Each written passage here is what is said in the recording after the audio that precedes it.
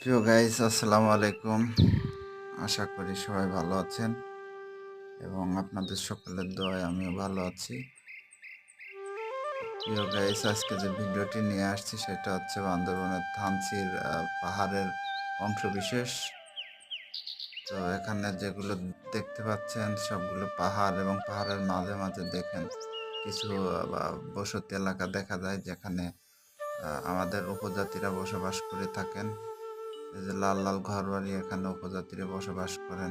দেখেন উপজাতিরা কত কষ্টের সাথে এখানে বসবাস করে থাকে, কত চ্যালেঞ্জ মোকাবেলা করে এখানে বসবাস করে থাকে। প্রিয় গাইস, আজকে এ পর্যন্তই।